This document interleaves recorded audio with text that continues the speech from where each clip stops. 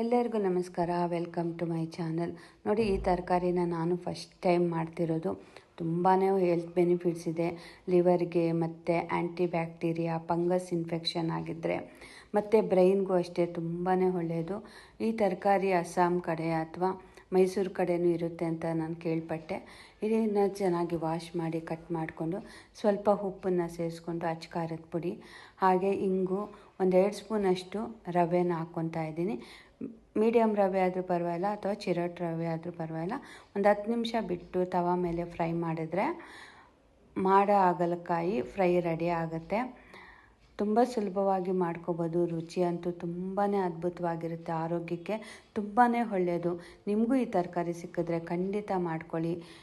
ಇದು ಸಾಂಬಾರ್ ಜೊತೆನೂ ಮಾಡ್ಕೋಬೋದು, ಪಲ್ಯ ಮಾಡ್ಕೋಬೋದು, ಈ ಥರ ಫ್ರೈ ಮಾಡ್ಕೋಬೋದು, ಸೈಡ್ ಡಿಶ್ ಆಗಿನೂ ತಿನ್ಬೋದು.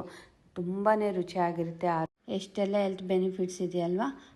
ಹಾಗಲಕಾಯಿ ಫ್ರೈ ಅಂತೂ ರೆಡಿ ಆಯಿತು. ನೀವು ಒಮ್ಮೆ ಟ್ರೈ ಮಾಡಿ.